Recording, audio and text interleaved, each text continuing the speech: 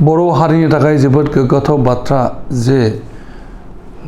1987 मायथाइनिफ्राय बड'फा उपेन्द्र ब्रह्मनि दैदेननायाव दुलाराय बर' फरायसा आफादा आलादा बड'लेण्ड रायजो दाबिनाय सोमावसारनाय जागायजेनदोंमोन आरो बेनि उनाव बिएसि जादोंमोन गावखुंथाय गोहो। बेनि उनाव बिएलटिआ सोमावसारफिननानै बिटिसि एबा बड'लेण्ड टेरिटरियेल डिस्ट्रिक्ट बिटिएडि अट'न'मास डिस्ट्रिक्ट बानायनो हादोंमोन। दा बिटिएडिनि उनावहाय बर' हारिनि जांख्रिथाया जोबनो थाङाखै। बर' हारिनि थामोनथा एबा बर' हारिनि जौगाथायनि बिथिङा बिटिसिजों थोसारनाय नङा। बे बानबुंथिजों सोमावसारनाय हाबाफारियाव बारसोमदोंमोन बर'फोरा आरो बेवहाय हाथियार लानानै एनडिपिआ सोमावसारदोंमोन। दुलाराय बर' फरायसा आफादा सोमावसारदोंमोन आलादा रायजोनि थाखाय।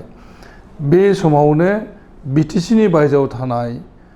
बर' गामिफोरखौ सरजाबनानै मोनसे अट'नमास काउन्सिल दाफुंनायनि दाबि बेखौ खालामदोंमोन इउबिपि इउनाइटेड बड' पिपुल्स अर्गेनाइजेसन। इउबिपिअनि दैदेननायजों जरदार सोमावसारनाय जादोंमोन आरो 2015 मायथाइनिफ्राय मोनसे कनसेप्ट जादोंमोन जे आसामाव आरोबाव मोनसेबाव अट'नमास काउन्सिल दाफुंनाय जाथोंसै आरो बेनि थाखाय बै समनि कंग्रेस सरकारनि समाव मोनसे डिसिसन जादोंमोन आरो बे डिसिसनानो जादोंमोन बड' कसारि अट'नमास काउन्सिल। नाथाय समनि फाखनाव बे बिथिङा एबा बर' कसारि अट'नमास काउन्सिल दानायनि कनसेप्टआ थाद'बाय थादोंमोन आरो इउबिपिअआ सोमावसारनाय हाबाफारिखौ मावफुंबाय थादोंमोन। थांनाय 2020 मायथाइनि 27 जानुवारि खालि दिल्लीयाव आसाम सरकार, भारत सरकार आरो बर'नि गासै सोमावसारारि दोलोफोरजों मोनसे जुथाइ एग्रिमेन्ट जायो पिस एकर्ड आरो बे पिस एकर्ड हिसाबै बिटिएडिनि मुंखौ सोलायनानै बिटिआर दाफुंनायनि बाथ्रा फैदों आरो लोगोसेनो बिटिसिनि बायजोआव थानाय गासै बर' हालामफोरखौ बर' कसारि वेलफेयार काउन्सिल दानायनि थाखाय प्रप'जाल फैयो आरो बे बिथिङावनो दा समाव बिटिसिनि बायजोआव थानाय बर'फोरखौ सरजाबनानै मोनसे काउन्सिल दानाय जाबाय बिकेएडब्लिउएसि। बे जाहैबाय जे बर' कसारि वेलफेयार अट'नमास काउन्सिल बिकेडब्लिउएसि आरो बे बिकेडब्लिउएसिनि मावफुंनायनि थाखाय एबा काउन्सिलनि थाखाय मोनसे इन्टारिम बडि दाना होनाय जादोंमोन थांनाय 24 फेब्रुवारि खालि 2021 दा समाव बिकेडब्लिउएसिनि चिफ मिनिस्टार बसुमतारी जों बिथांजों लोगो हमनादों बिथांनि मावख'आव। बिकेडब्लिउएसिनि मावख'आ जाहैबाय आसामनि सानजा जोबथारनाय फारसे थानाय सिमेन्ट सापरियाव जायखौ बुंनाय जादों सानजारि नोगोर बेवहाय बेनि बिकेडब्लिउएसिनि हेड अफिस आरो गुवाहाटियाव मोनसे साब अफिस खालामनाय जादों। दा जों दङ बिकेडब्लिउएसिनि हेड अफिस सानजारि नोगोराव थानाय गाहाय मावख'आव आरो लोगो हमनो हादों मुस्रि मिनिस्टार बसुमतारी बिथाङा जाबाय बे गावखुंथाय आफादनि गौथुमनि चिफ बिथांनो जों खुलुमनाय होदों सिबिनाय होदों। नोंथांनो सिबिनाय होबाय। नोंथाङा गोबाव सम सोमावसारनायजों लोब्बा दंमोन बर' सोमावसारनायजों 1987 मायथाइनिफ्राय बर' हारिया जरदार भाबै आलादा रायजोनि सोमावसारनाय खालामदोंमोन आरो बै समनि दाबिया जादोंमोन जे सनकसनिफ्राय सदियासिम ब्रह्मपुत्रनि साहा थानाय बर' हालामखौ लानानै आलादा रायजो। बै समनिफ्राय नोंथाङा लोब्बा दङ सोमावसारनायजों आरो मोनसे समाव नोंथाङा बिएलटिनिबो सासे मैखोम दैदेनगिरि जाफैदोंमोन। बेबायदि समावनो नोंथाङा नुनो मोनबाय एबा मोनफैनो हाबाय जे बर'फोरनि थाखाय मोनब्रै जिल्लायाव अट'नमास काउन्सिल एबा बिएसि खालामनाय जादोंमोन बिनि उनाव बिटिसि आरो दा समाव बिटिआर मुं मोनबाय। दा नोंथाङा बिटिसिनि बायजोआव थानाय बर' गामिफोरखौ सरजाबनानै मोनसे गावखुंथाय गोहोनि थाखाय सोमावसारनाय जागायजेनदोंमोन इउबिपिअ। थांनाय 2020 मायथाइनि 27 जानुवारि खालि जोंनि एकर्ड जाबाय बिटिआर एकर्ड बहायबो नोंथाङा सासे मुंसागिरि महरै गसंनो हादोंमोन आरो बिकेडब्लिउएसि दाफुंनायनि साक्सेस जायो। दा बेफोरनि बेलायावनो जों नोंथांजों सावरायगोन आरो नोंथाङा दिनैनि समावहाय बिकेडब्लिउएसिनि चिफ जानानै दङ। दा नोंथाङा बे BKWCनि कनसेप्टखौ माबोरै लांनो लुबैदों एबा बेनि मिशन भिजना माबोरै जागोन बेखौ एसे रायजो राजानि सिगां बुंनानै होदो। जोंनि जि मोनसे दाबि दावाखौ लानानै सोमावसारबोनाय बेथ' बे जारिमिनखौथ' गोलावै बुंबावनांगौ दं बायदि आं मोना। जायखिया नोंथाङा जि सोंदों बेखौ आं एसे उनाव बुंगोन। गुबैयैहाय दिनैबो मानसिफोरनाव एसे सोंनाय दङ आरो सोरबाया दाय दसबो होनो नागिरदों। आं बेखौसो एसे बुंग्रोनो लुबैदों जे मोनसे हारियाव दिनै जोङो BTC आरो BTC बायह्रानि बाथ्रा लानानै जेब्ला जों खामानि मावबोदों बे समनिफ्राय सोरबा साफा सानै साननो हनो गोरों सुबुंफ्राबो दाय दसखौ होनो नागिरनायखौ नुबाय थादों जे हारिखौ बोखावनाय जानोसै आरो बेखौ अपेन माबायाव बुंनायखौ खोनायाखैबाबो मानसिफोरनि सावरायनाया बे ओंखारदोंमोन आरोखि।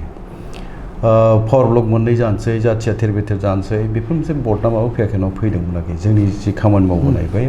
जोंखौ दुखु होदों। जायखिजाया आं नैबेखौ दिनै रोखा बुंनो लुबैगोन नंगौ जोङो जोंनि थांखि आरो जोंनि जि मावनो लानाय नोजोर बेफोर गासैबो बर' हारिनिनो हारिखौ गोजौआव लांनो थाखाय बा जोङो गुबुन हारिजों बुंनो थाङोबा जौगानाय हारिफोर आसामाव नामखौ बुङोबाबोथ' मोनथिखायो जोङो बे हारिजों जोङो राव हारिमु थुनलाइ सोलोंथाइ बा जोंनि मोनफ्रोमबो दिगावनो जोङो नाख्रेबजाबोदोंमोन आरोखि सुजिजाबोदोंमोन नासयजाबोदोंमोन। ओंखायनो बड'फा उपेन्द्रनाथ ब्रह्मनि दैदेननायाव जोङो 1987 मायथाइनिफ्राय जि सोमावसारनायखौ जोङो बाहागो लाबोलायदों जों बयबो मिथिगौ नोंथाङाबो मोजां मिथिगौ। मोनथाम राजखान्थि दाबि दङमोन जोंहा बर'फ्रा दहाय नोंथां बुंलांनाय बाथ्रा जे जोङो बुरलुंबुथुर दैमानि साहा सेरफाङाव सनखसनिफ्राय सदियासिम बर' रायजो नागिरदोंमोन बेथ' 1 नं दुलाराय बर' फरायसा आफादनि राजखान्थि दाबिमोन। 2 नं राजखान्थि दाबि दंमोन जोंहा बुरलुंबुथुर दैमानि खोलाहा सेरफाङाव रायजो जानाय बर' बा ट्राइबेलफोरनि थाखाय मोनसे निलाचल अट'नमास डिस्ट्रिक्ट काउन्सिल सोरजिनाय। बेनि उनाव आरो 3थि राजखान्थि दाबि दंमोन जोंहा कार्बि आंलं बा NC हिल्सआव दिनैनि समाव दिमा हासाव बावहाय रायजो जानाय बर'फोरनि थाखाय जोंखौ हाजोआरि ट्राइबेल होननानै गनायथि होनांगौ। बे मोनथाम राजखान्थि दाबिखौ लानानै सोमावसारबोदों। दिनैबो जोंना दाबिया जाफुंजोबाखै आरो जोङो जोंनि थिखानाय थांखि थांनायाव जों दाबो सौहैयाखै। नंगौ जों दिनै सोमावसारनाय गेजेरजों दिनैसिमाव मोनथाम जोङो गोरोबथा खालामबाय। गिबि गोरोबथाखौ खालामदोंमोन जोङो दुलाराय बर' फरायसा आफादनि सोमावसारनायनि गेजेरजों 1987 मायथाइ 87 मायथाइयाव जों सोमावसारदोंसो। जोङो 1993 मायथाइनि 20 फेब्रुवारि BSc एकर्ड बावहाय BSc एकर्ड बेयो मोनसे भारत संबिजितनि गनायथि गैजायामोन। ओंखायनो BLTआ दुलाराय बर' फरायसा आफादनि दाबिखौ मोगथां महर होथारनांगौ होननानै मोनसे प्रेसार टेक्टिक्सआवसो जोङो हाथियार दैनाय जादोंमोन। थांखिया जोंना बेसोमोन। गुबै BLTआनो फ्रन्ट लाइनाव थांथारनानै सुक्ति खालामनानै बा गोरोबथा खालामनानै माबा मोनसे लाबोनानै जोङो खुंथाइ खान्थियाव हाबनानै खामानि मावनाय बे जोंनि नङामोन। दुलाराय बर' फरायसा आफादनि दाबिखौ मोगथां जाफुंहोनो होननानैसो जोङो आखायाव हाथियार दैदोंमोन। नाथायबा फैनानै सरकारजों जेब्ला जों रायज्लायफैबाय BLTआ जेराव सिगनेटारि अर्गानाइजेसनबो जाहैबाय दा BLTजों सुक्तिया जादों जेरावहाय बे BLTआनो सासनखौ लानांगौ होननानै बुंलायनाय जानायाव बेवहाय बै खाबुखौ जोङो थांनाय 2003 मायथाइ बेनि 10 फेब्रुवारि बेवहाय गोरोबथा जानाय जि BTC बेखौथ' खुंबोबाय 17 बोसोर जादों इन्टारिम काउन्सिलखौ लाफानानै। दा मा मोनबोखो मा मोनदिया मा जाखो मा जादिया जों बयबो मिथिलायगौ। जोंहा लुबैनाय दंमोन बा जोङो हास्थायदोंमोन बा जोंनि थांखिया बेमोन सनखसनिफ्राय सदियासिम आलादा बर' रायजो सोरजिनाय बर'नि राव हारिमु जोंनि सोलोंथाइ जोंनि राजखान्थि जोंनि समाजखान्थि गासिबो दिगाव जों जौगानो नांगौबा बा जोंखौ जों हा हुनि बाथ्राखौनो बुङोबा बेफोरखौ रैखाथि होनांगौबा जोंनो आलादा मोनसे बर' रायजो नांथारगौ। बे बै समनि जोंनि सावरायलायनायनि गेजेरजों दाबिबोनाय मोनसे दाबिमोन आरोखि। नाथायबा दिनैबो बे दाबिया जाफुङाखै दाबो आद्रा थानानै दङ। आरो दिनै जि मोनसे थासारिया फैगासिनो दं बेफोरखौ जोङो जिंगासिनो गोनां जायो। ओंखायनो नुबाय मा बे जोंनि थांनाय मोनथाम जि गोरोबथा मोननै गोरोबथानि उनावनो जोङो मोनसे थांखियाव फैनांदों BTCनि बायह्रायाव रायजो जानाय बर'फोरखौ लानानैहाय। आरो बे समावनो आसामाव गुबुन गुबुन माने हायेनारि ट्राइबेलफोरनो फिसा अट'नमास काउन्सिल दाना होदोंमोन। खुंथाय माने खाबु दाना होनाय जादों। दा बेखौ जों नुदोंमोन जे मिसिंफोरनो होदों राभा टिवाफोरनो होदों देउरिफोरनो होदों सनवालफोरनो होदों थेङालफोरनो होदों। जों सानबाय अन द बेसिस अफ द पपुलेसन जों नायबाय जे बिसोर जेसेबां अनजिमा पपुलेसन दंजायो बिसोरनो अट'नमास काउन्सिल होबायबा बिटिसिनि बाहेरायावबो जों नाजानाया गाज्रि जानाय नङा जों माखासे दैदेनगिरिफोरा बै समनि दुलाराय बर' फरायसा आफाद बिएलटिआव मावबोनाय माखासे आरो साननो हनो माखासे गोरों जोंनि माहारियारि आफादफोरजों जायफ्रा खामानि मावबोदों जों ज' जानानै सम सम रायलायोमोन एसे स्टार्ट खालामनायनोसै जागायजेननोसै जोंबो मा मोनहैया जुजिलांनि आरो जोङो नोजोराव फैबाय मा दिनैहाय बुंनो थाङोबा नेपाला मोनसे कान्ट्रि दंखाय भारतआव दिनै गरखालेण्ड मोनबाय बुंनो थाङोबा दार्जिलिं वेस्ट बेंगलावहाय आरो बेनि उनावहाय आसामावबो बिसोरो आरो डेभेलपमेन्ट काउन्सिल दंबावो फिसा बे मोनसे हारिया बिदि मोननो हायो जों मालाय मा मोना बेलाय बे एसे जोंनाव सोंनाय दं आरोखि बेखौ लानानै जोंहाबो खाबु थागोन ओंखारथारगोन बे मोनसे फोथायनायखौ लानानै जोङो थांनाय 2014 मायथाइ बावहायनो खौसेथि बर' सुबुं आफादखौ सानजारि नोगोर सिमेन्ट सापरि बावहायनो जोङो जोनोम होदोंमोन 17 जोंनि जुलाइआव जोङो जोनोम होदोंमोन आरोखि दा बाथ्राया बेमोन जे बिटिसिखौ जेब्ला गोरोबथा खालामनाय जायो दहाय नोंथां बुंनाय खोथायानो सैथोखा मोनब्रै जिल्ला क'क्राझार चिरां बाक्सा आरो उदालगुरि बे मोनब्रै जिल्लाखौ लानानै मोनसे एमेन्डेड सिक्सनि गेजेरजों बेखौ दानानै होबाय नुबाय मा आरो बिटिसिआव गोबां जायगायाव बर'फ्रा थाबावबाय कभार आप खालामनाय सनितपुर ओरै बिश्वनाथ लखिमपुर धेमाजि आरो तिनसुकिया सदियासिम थांनांगौमोन बे साहा बाहागोनि बाथ्रा आरो खोलाहाथ' खोला थाबाय गलाघाट डिब्रुगड़ शिबसागर बे थाजोब्बाय ओजोंहाय नगाव मरिगाव बेफोर थाजोब्बाय शिबसागर जरहाट बेफोर थाजोब्बाय आरोखि आरो ओरैहाय खोलाहा थाबावबाय गवालपारा थाबाय बेफोर गासैबो जिल्ला बेवहाय गोबां बर'फ्रानो थायथाय थायथाय जानानै रायजो जानानै दङ दा बिसोरनि रैखाथिया मा जाबावगोन आरो जोंनि सोलोंथाइ बर' बिजोंखौ लानानै जोंनि सोलोंथाइनि जि मोनसे जोङो खाबु लानो बा गोरों गोरा खालामनो नागिरनाय जोंनि गथ' गथाय बेफोर मा जाबावगोन आद्रा जानोसै माथो आरो जों गोबां दिगावनो जेंनाजों मोगा मोगि जानो हमसै बेफोर साननाय आरोखि दा बे साननायखौ मोगथां महर होनांगौबा जोंनोबो माबा मोनसे खुंथाइ खाबुखौनो नांगोन बिटिसि बाहेरायावबो बे थांखिजोंनो जोङो आफादखौ जोनोम होनानै खौसेथि बर' सुबुंखौ जोनोम होनानै जों खामानि मावबोबाय आरो बुंनांगोन बै समनि सरकाराव थाबोनाय जोंनि दोलो बिपिएफ राजखान्थि हान्जा बिथांमोना सरकारजों थाफानानै खाबुखौ मोननो खामानि मावनो रायजो राजानि जानानै मावनो खाबु मोनदों आरो बुंनो थाङोबा फिसा फिसा रायजो होनायनि जि मोनसे दप्तर बा बिफान बेखौ जोंनि बर' सुबुङानो बा बर' मन्थ्रि हिसाबैनो बाहागोखौ मोनबोदों दा मावनानै होनायनि जि खाबुफोर दंमोन मावनानै होनो हायोमोन बे मिजिंखौबो जोङो लाबोबाय थाखादोंमोनबो मानोना जोंनि मानसिनि आखायाव बिफाना दङ बे हिसाबै जोंहा फोथायनाय दङमोन आरो बेखौ लानानै जों खामानिबो मावदोंमोन आरो थांनाय बोथोराव जेब्ला जोङो गिबि खेब बुंनो थाङोबा 2016 मायथाइनि बाथ्रा बै समनि कंग्रेस गभर्नमेन्ट बावहाय आसामनि गिबि मन्थ्रिया मानगोनां थुरुंगुइ बिथाङानोमोन बिथाङा बर'फोरनि दाबिखौ आगोलाव एसे खायथ्रा बुंदोंमोनब्लाबो राजखान्थिनिसो बाथ्राथ' दिनैहाय होथ्रा होननायाबो मालाबा थासारिखौ नायनानै गनायनो गोनां जाहैयो बेखौ जों बेनि बिदिन्थिफोरखौ मोनबोबाय जों मिथिगौ माने मोनसे समाव झारखन्डखौ जोनोम होनो थांनायावबो झारखन्डखौ जेब्ला बिदोंमोन लालु प्रसाद यादबआ जेब्ला बिहारनि सिएममोन बेबो बुङोमोन आं थांनानै थासान्दियाव माब्लाबाबो झारखन्ड जानाय नङा होनो हाया उनाव बे लालु प्रसाद यादबआनोथ' हैनांदों जोंनाबो थुरुंगुइया एसेबां रिजिक बुंखायाखैमोन एसेबां गोरा बे हेंथाबो होखायाखैमोन खालि मोनसेल' खोथा बुंदोंमोनबा मोनसे हारिनो मोनसे रायजोआव मोनसे नमेनक्लेचाराव मोननै अट'नमास काउन्सिल होनाय जानाय नङा बेखौ नाथाय बियो बुंदोंमोन बाहायनो जोङो मोननो नागिरबा जारिमिनारि दिगजोंहाय जों बोरैहाय नामफोरखौ नमेनक्लेचारखौ दोननानै जोङो आवगायबावनो बड'लेण्ड नामावथ' होनो नागिरला बड'लेण्ड अट'नमास काउन्सिलथ' होला अब्ला जों मा बिमुंजों बबे माने नमेनक्लेचारनि गेजेरजों जोङो जोंनि दाबिखौ थिग खालामनानै जों आवगायनो बे सानलायनायनि गेजेरजों हिस्ट्रि माबाखौ जोङो एसे बिजिरना नायबाय आरो जोङो सानबाय मा जोंथ' कसारि फोलेरनि मानसि दा कसारिया बुंनो थाङोबा मोनसे डाइनास्टि फोलेर गिदिरथार बावहायनो गोग्लैजोबो थेङाल कसारि सनवाल कसारि देउरिफ्राबो गोग्लैयो आरो राभा बे गोग्लैजोबो जों गोग्लैयो डिमासाबो कसारि माने कसारियानो बिराद गिदिर मोनसे माबा ओंखायनो जोङो सानबाय उनावहाय माबा मोनसे खाबुफोरबो फैबाय बायनो हागौ गासै बर'फोरखौनो ज' खालामनायावबो एसे एनै खामानि फैगोन खोमा बे नोजोरजों जोङो नमेनक्लेचारखौ रोखा खालामहैबाय बर' कसारि बे मुंजों जोङो आवगायदिनि नमेनक्लेचारजों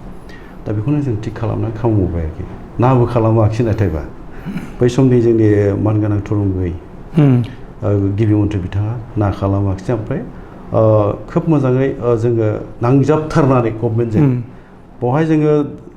हख्राव हसि माबा मोनसे बन्द' थन्द' जेबो जों प्रग्राम लाबोआखै पिसफुलि जोङो खामानि मावबोदों आरो बिथाङा मिथिगौमोन बिटिसिनि बाहेरायाव गोबां समाज दं बर' भटार्स दङ बे बर'फोरनि हेफाजाबखौ नांगौ बेखौ हयथ' बियो फिल खालामदोंमोन मोनदांदोंमोन आरोखि जायनि जाहोनाव बिथाङा जोंनि दाबिखौ लानानै खोब सिनसियारलि खामानिखौ मावबोदोंमोन दानाबो होलांनो नागिरदोंमोन 2012 मायथाइयाव नाथाय बिसायख'थिनि मोनसे अक्ट' फोसावनायनि थाखाय बियो हास्लाबलाङाखै अब्लाबो अर्डिनेन्स लाबोनानै खालामथारनो नागिरदोंमोन माबा समनि थाखाय इलेक्सन कमिसना बिसायख'थिनि अक्ट' फोसावनायनि थाखाय बे हास्लाबलाङाखै बै समनि बाथ्रा बेयो आरो जोंहा बे समावहाय खोब माने बिदि जेंना जेथो बांद्राय गावजों गाव जेबो माबाबो गैयामोन आरो गासिबो राजखान्थि हान्जाया बुंनो थाङोबा मोननो नाङा होननायावनो गैखायामोन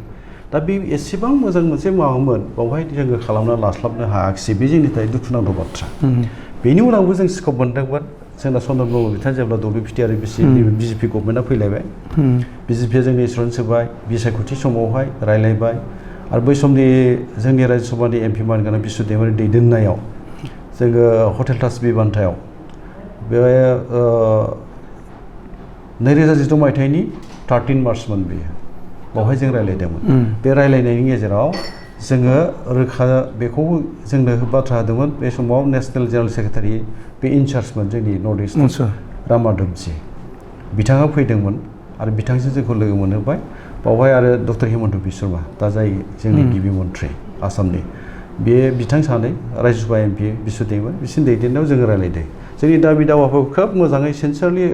नायबाय नायनानै बुंबाय बेथ' जेनुइन दाबि बियो गासिखौबो मोनफा मोनफा सुस्रांलांनो नाजानाय जागोन जोंहा दा माने आसामाव जोंनि सरकार गैया जों ज' लोगो लालायनानै सरकारखौ लाबोगोनसै बेनि उनाव जोङो जेंनाखौ सुस्रांलांसै खोब मोजां माबा रेसपन्सा बे रेसपन्सखौ माबा बिथा खालामनानै आरो मालाबाबो हेंथाबो होखायाखै रायलायनायाव गभर्नमेन्ट फैबाय बिजेपिया गभर्नमेन्ट फैनाय उनावहाय सर्बानन्द सन'वाल गोनां बिथाङा गिबि मन्थ्रि जाफैबाय आसामाव बे समावहाय नाथायबा मा जोंनि जि दाबिखौ लानानै जोङो रायलायबोदों बा आवगायबोदों बे खोब मोजांमोन आरो मोजां आरो चन्दन ब्रह्म बिथाङा जेराव जोंनि WPT आरो बिसि मन्थ्रि जाबायमोन खेबसे जेब्ला जोङो गिबि मन्थ्रिखौ लोगो हमो मानगोनां बिश्व दैमारि बिथाङाबो दंमोन खोन्थानाय स्पष्ट जोंनो जोंनि सिगाङाव बुंदोंमोन गिबि मन्थ्रिया जे मिनिस्टार नोंसिनि बे काउन्सिलनि जि मोनसे इसु बिनि थाखाय चन्दन ब्रह्मनो फुल दायित्व होबाय होननानै बुंनाय जादों जों मिजिं लाबोबाय जेराव जोङो गिबि मन्थ्रिया बुंनाय हिसाबै जों मिजिं लाबोबाय जे जोंनाव खोब मोजां मोनसे मावनो थाबैनो सुस्रांजानाय जासिगोन जों नेबाय थाबाय आरो जोंहा फोथायनायबो थाबाय जोंनिनो मानसि आंनिनो मोनसे समनि लोगो आरो बर' हारि दानायनि थाखायनो जेराव जोङो सत बांसा लालायबोदों खामानि मावलायबोदों हाथियारखौ दैनानै जों खामानि मावलायनाय ज' बेवहाय गावनि आंगोथार लोगो हिसाबै फोथायनो गोबां दङमोन आरोखि दिनैबो आं फोथायो जेनेबा आङो दिनैबो इन्डिभिजुवेलि गाज्रि मोननांगौ खोथा गैया बबेबा मोनसे राजखान्थि थासारिनि थाखाय माबा मोनसे साननायजों जोंनि खामानिखौ मावफुंना होफैनायाव हयथ' बियो जेरैबायदि सानदोंमोन मावनो हायाखै जानो हागौ दिनै जायखिजाया दुखु मोननायखौ जों अब्लाबो फोरमायनांगोन मानोना खाबुआ दंमोन जोंहा बेनो आरो जों ज' जेराव खामानि मावबोबाय दिनैनि जि थासारि फैदों बे थासारियाबो हयथ' बे रोखोम जानोबो हागौमोन जेब्ला जोंनि इसुखौ जोंनि दाबिखौ बर' कसारि अट'नमास काउन्सिलखौ आं सानो आरोखि जेराव माने कंग्रेस गभर्नमेन्टआनो 2016आव तरुण गगैनि दैदेननाय सरकारानो 2016आवहाय जानुवारियाव एनाउन्स खालामलांबाय आरो अर्डिनेन्स जारि खालामनानैबो दाना होलांनो नागिरखानाय दा बेनि उनाव बिजेपि फैबाय बिजेपिआबो जि मोनसे पजिटिभ माबाजों लांनो नागिरबाय जोंनि दाबिफोरखौहाय जोंनि इसुखौ नाथायबा माने बबे जाहोननि थाखाय लिंगारिं खालामबाय थानाय जायाखै आनफर्चुनेट आरोखि बारा गोलाव बुंनो लुबैला आङो जायखिया जानांगौमोन जोंहा माने हास्थायनाय दंमोन जे चन्दन ब्रह्म बिथाङा आखाइजोंनो दाना होजानाय जासिगोन बे फोथायनाय दंमोन हाग्रामा महिलारि बिथांनि दारैनो जासिगोन बे फोथायनाय दंमोन आरो बे फोथायनायखौ लाना जोङो बिराद गोजोननायबो लानानै खामानि मावबाय थादोंमोन आरोखि दा बाथ्राया जाहैबाय माने फैनानैथ' बिदि जों साननाय बायदि जायाखिसै दा बावहाय जोंहा दुखु थालायलायबाय आरो दिनै जोङो जि मोनसे जोंनि जयै मावबोनाय बे दिनै माबायावबो जोङो एसे दिनै फारागखौ नुनो मोननाय जाहैबाय ओमफ्राय आं दिनै बेखौ बुंखागोन एसे जों बिजेपियाव फैनाय जोंथ' हाराय मुराय बिजेपिबो नंखाथारामोन इसुनि थाखायनो जों फैनांदों आरो जोंनि दैदेनगिरिफोरनि जोंनि बर' कसारि अट'नमास काउन्सिलखौ दानानै होफुंनांगौआवहाय बिथांमोननि जि गोसो गैयैनि थाखाय दाफुंजायैनि थाखायनोथ' जोङो डक्टर हिमन्त बिश्व शर्मा बिथांनि सेराव थांनानैहाय जोङो जोंनि दाबि दावानि सोमोन्दै बिथांखौ खावलायहैनांदों बाथ्रा होनांदों जेरैखिजाया दाफुंनांगौनि थाखाय बावहाय जोङो बिजेपि जाहैनांनायनि जारिमिना गुसुङैबा बे आरोखि दा जायखिजाया मोनफैबाय बेखौ एसेबां आङो बुंनो लुबैला मोनबाय जोङो दिनैहाय दाख्लै थांनाय 2024 मायथाइनि 24 फेब्रुवारि बा 24 फेब्रुवारियाव जोङो अभारटेकिंखौ लाबाय सतबांसा लाबाय इन्ट्रिम काउन्सिल जों दाना होबाय दा दाना होनाय उनावहाय जोङो दा जिरायनानै दङ जोंनो एल'केसन हरदों नाथायबा दिनैबो राङा सफैथ'वाखै सफैगोनसो ओरैनो बाजेटखौ हमदों बे बाजेटनि माबाखौ लानानै जोङो दिनैहाय जोंनि अफिस लुफुंनाय खामानि थानानै मावखुलि गैयाबाथ' माथो खामानि मावनो मावखुलिखौ ओंखायनो जोङो गिबियाव गोनांथि होनानै बेखौ महर होनाय जाबाय आरो बिनि उनावहाय जोङो दिनैहाय माखासे जोंनि जि मावनो लानाय हाबाफारिफोर रायजोनि जि जोङो एसे मावनो हायो बेफोरखौ नायनानै जों बोरै मावलांनो हायो बेखौ नायदों आरो जोंनि नोजोरा बेनो दा गभर्नमेन्टआ जि मोनसे माबा जोंनो होदों डिपार्टमेन्टफोर होदों बे डिपार्टमेन्टनि दारैहाय ओरैनो आसामाव जेसेबां अट'नमास काउन्सिल दं दिनै सेटेलाइट अट'नमास काउन्सिल बे डिपार्टमेन्टफ्रानो जोंजोंबो दं 34 दङ दा बेनि गेजेराव नामावसो माखासेयाथ' ओरैनो मा होनो रिहाबिलिटेसन बेफोरथ' ओरैनो नामावल'सो बेफोर जोंबो एक्सारसाइसखौ खालामनो मोनखाया मावनो मोनखाया अब्लाबो जि डिपार्टमेन्टफोर होबाय बिनि दारैहाय मा मावनो हायो बे उनावहाय जोङो सानलाय हलाय जोंनि गेजेरावहाय बोरै मावलांनो हायो मोजां मावनो हायो बेखौ जोङो खालामलांबाय थागोन दा बाथ्राया बे जे जोंनि नोजोरा बेनो थागोन आरो जोङो बर' कसारि वेलफेयार अट'नमास काउन्सिलनि से नंबा जोङो गोनांथारसिन जोङो आयदा लानानै दिनै खामानि मावनो नागिरनाया सोलोंथाइ माखासे खाबुफोरखौ जोङो जेरावहाय पन्सायत सिस्टेमनि गेजेरजों मोनो जिल्ला परिषदनि गेजेरजों मोनो आरो स्टेट गभर्नमेन्टआबो आसाम रायजोआबो सोरखाराबो माखासे खामानि मावो एमएलए फोरनिफ्राय एमपिफोरनिफ्राय फान्ड फैयो दा बेफोरनि गेजेरजों गोबां खामानिबो मावनो हायो जोंनाव खाबुआ बे दङ जे जोंनाव अट'नमास काउन्सिलफ्रा दङब्लाबो बावहायनो जोंनाव सनल अट'नमास काउन्सिलबो दङ जोंनि हालामावनो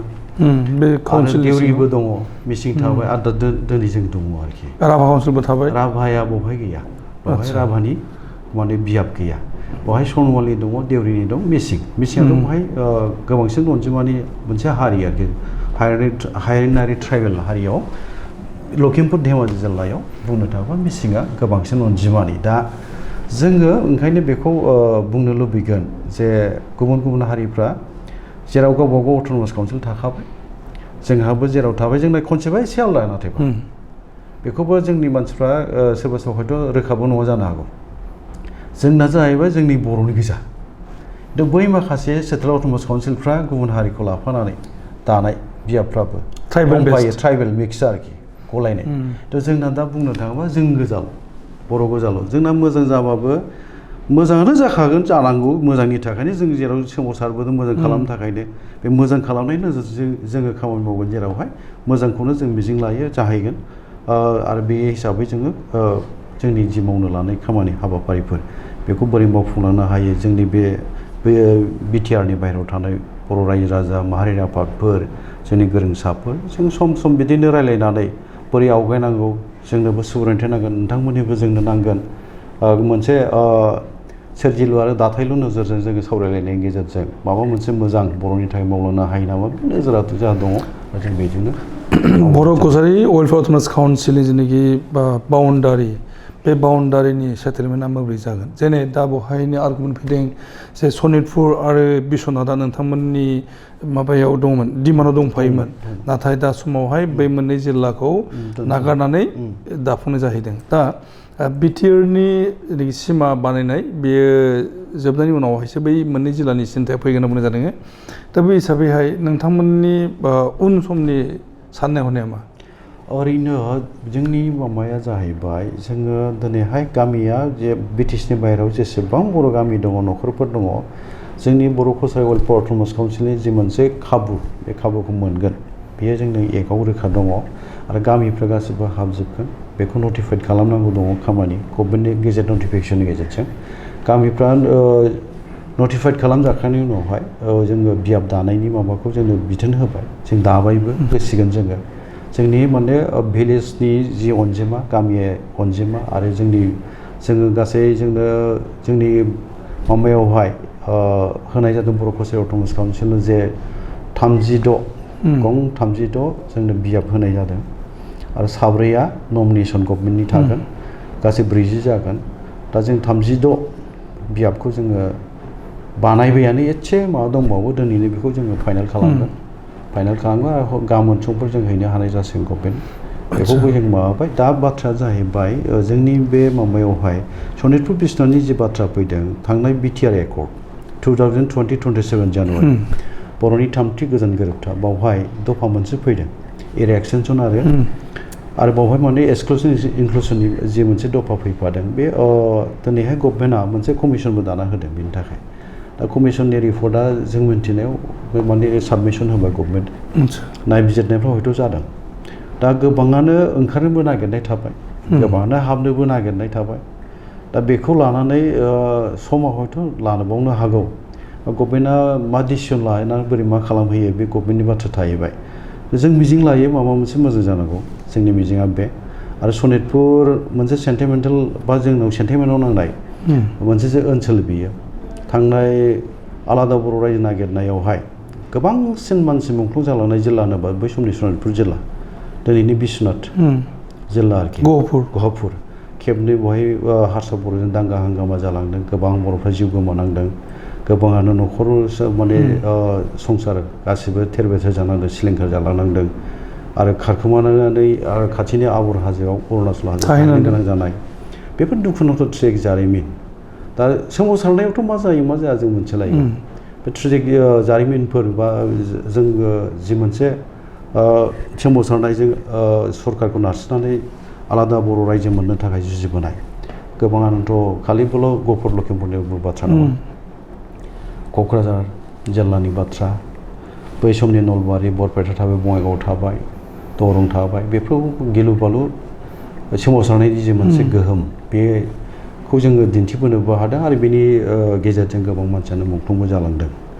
गोबां बर' आइजो जिनाहारि खालामजानाय बेफोरो जोङो मोनो बिसमुरि भुमखायावहाय जिसा बर' आइजो जिनाहारि खालामजानाय बेफोर जारिमिन आरोखि ट्रेजिक जारिमिन दा बेफोरखौ जोङो बावनानै थानायाथ' थिग नङा दा बेफोरनि गेजेरजों जों जि मोनफैदों दा सनितपुर आरो बिश्वनाथनि खोथा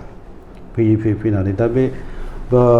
सेन्टिमेन्टनि बाथ्राखौनो आं बुंनो नागिरदों बेवहाय सेन्टिमेन्टआ हाबनानै थाफानाय मोनसे जिल्ला बियो दा बे हिसाबै सरकारा जोंनो सनितपुर जिल्ला आरो बिश्वनाथ जिल्लानि बा जोंनि लखिमपुरनि बे सिमलगुरि जि ओनसोल बेफोरखौ जुदि सरजाबनानै एरियाखौ बारायनो हायोबा खोब मोजां जोंबो लुबैयो आरो बिनि बारा हाबावबाथ' खोब मोजांमोन माने बिटिआराव सनकसनिफ्राय सदियासिम लांनो हायोबाथ' खोब मोजाङानोमोन दाथ' जे नुयो मिसिं काउन्सिल मोनबाय बावहाय आरो सनवालि दंबावो देउरिनि दंबावो दा बे गावबागाव हारिनि बिमुंजों मोनखानानै गावसोरखौ सेक्रिफाइस खालामनानै जों बड'लेण्डआव थागोन होननाय बेबायदि माबाखौथ' नुहुरा आरो बे गोब्राबसै आरोखि ओंखायनो नंथ्राबाबो सिमलगुरिसिम गहपुर सिमलगुरिसिम सिमाया नारनो हायोबा बावहायबो जों बिराद गोजोननाय थागोन जों लुबैयो आरोखि जों लुबैयो दा ओंखायनो बे जाफुंनायखौ जों लुबैयो जाफुंथों नाथाय गभर्नमेन्टआ सिङाव मा पलिसि दङ बा बिसोरो बोरैहाय मावफुंनो हागोन बेबो साननो गोनां मानोना हेंथा गोहोआबो गिलुबालु दं जेब्लानो गभर्नमेन्टआ मोनसे सिनसियारलि बा पजिटिभ मोनसे माबाजों नोजोरजों बेखौ मावफुंनो आवगायगोन बावहाय गोबां रिएक्सनारि फर्सफ्रा बा गोहोफ्राबो आरो नुजाखांबावगोन हेंथा होबावगोन दा ओंखायनो बियो फारसेथिं जि नुहुरो प्रब्लेमबो दङ खिन्थु गभर्नमेन्टआ गोसो जाथारोबा बेयो हाथावैयाबोथ' हाथावै होननायबोथ' गैया हायो दा जायखिजाया जों नेनानै दङ बाथ्राया जाहैबाय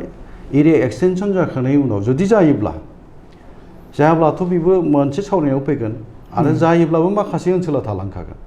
मोननै जिल्लानि बे खोला बाहागोआ थालांखागोनखौ जोङो रोखा मोनथिगौ अब्लानो सनितपुर बिश्वनाथनि जि मोनसे ओनसोलफोर थालांगोन बेखौल' जोङो जोंनावथ' लाबोनांगोन बा फैखानांगोनबो दा बेखौ नायनानै जोङो उनावहाय माने बिटिआरनि एरिया एक्सटेनसन जाखांनायनि उननिसो बाथ्रा फैगोन बेयो दा ओंखायनो बिथांमोनखौ जोङो जाय समावहाय हाबबायबाथ' बिराद मोजां हाबैफ्राबो हाबै जायफोर एरियाफोर गामिफोर थागोन ओनसोलफोर थागोन बे बहाय फैखागोन आरोखि बेयो रोखा दा बाथ्राया जाहैबाय जोंना जोंनि जि मोनसे दानि थासारिखौ नायनानै जों नुनायाव मोनसे पजिटिभखौ नुयोबाबो आरो नेगेटिभबो नुफिननो नागिरो गमामायैनो बेनो फैयोबाथ' हयथ' गोलावबो जालांनो हागौ दा जोंनि रायजो राजाफ्रा बेसेबां सैज्य खालामगोन गोबावबो जाबाय डिप्रेप खालामजाबोनाया थांनाय नोङो 2003निफ्राय हमोबा आरो बे आगोलनिखौ जोंबो बुंबावला खिन्थु 2003 बिएलटि एकर्डनि उननिफ्राय हमोबा गोबां बोसोर जाबाय दा 18 इयार्स रानिं आरोखि एफा गोबाव बोसोर थांबाय दा खाबु फैदोंबाबो खाबुआबो जोङो जेंना गोनां खाबु बायदि नुयो आरोखि एरिया एक्सटेनसना दा बेखौ गभर्नमेन्टआ माबोरै लामारगोन बे जोंनि थाखाय एसे नेथ'नो गोनां बाथ्रा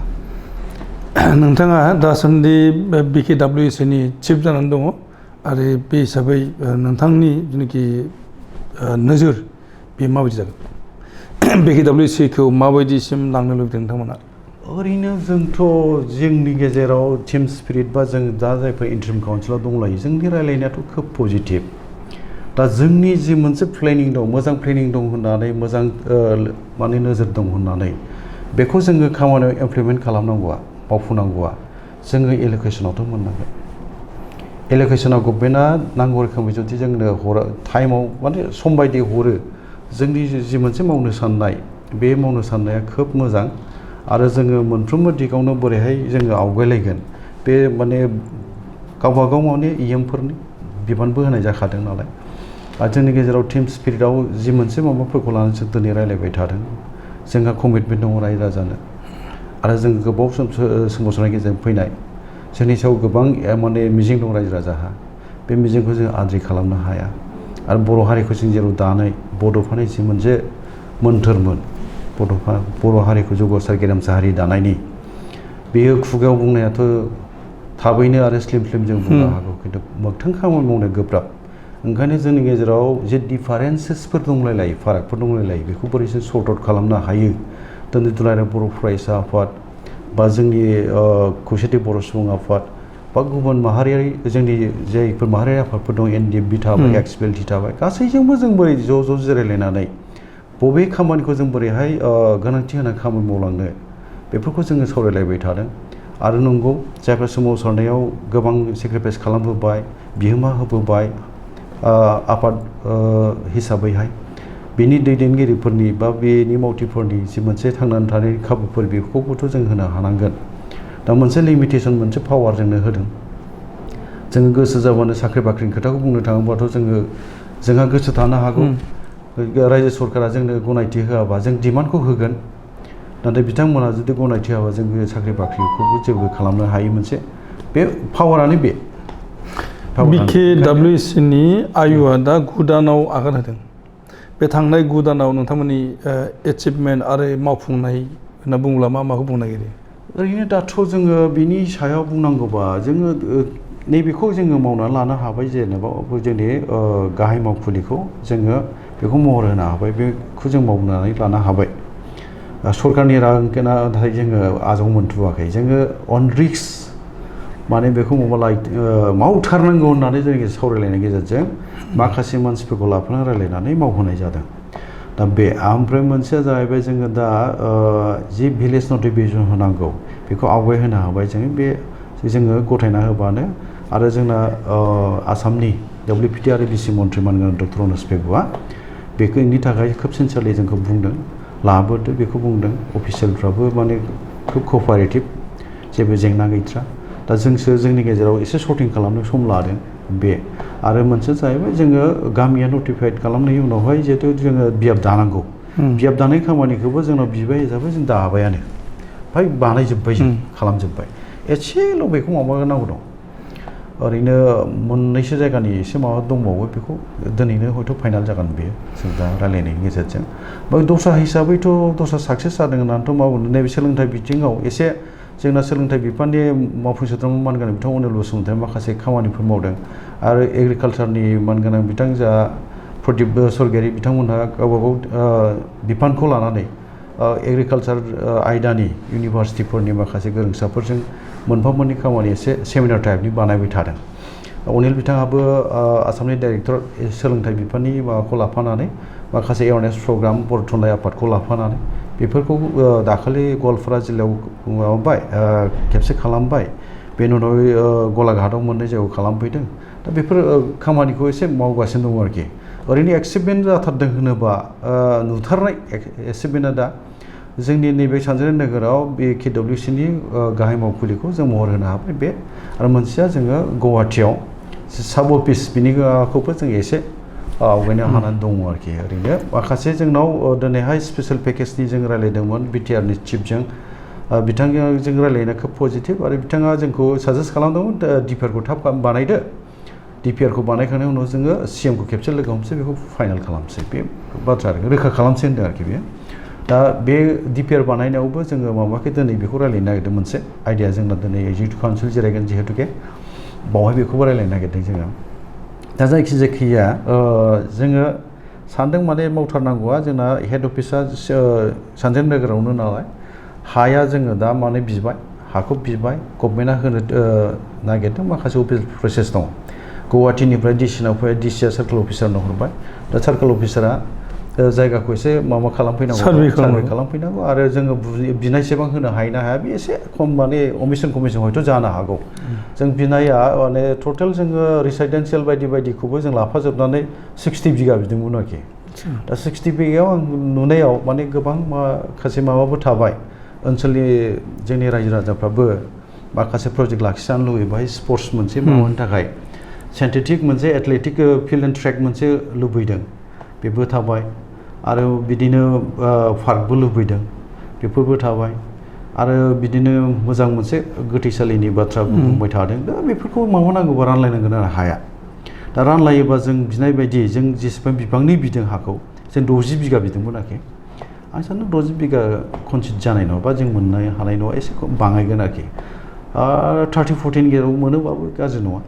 नायनि बेसेबां मोनो जोङो बे खामानिफ्रा आवगायनानै दं आच्छा माने एचिभमेन्ट आरो मावफुंनाय होनना बुङोब्ला बेखिनि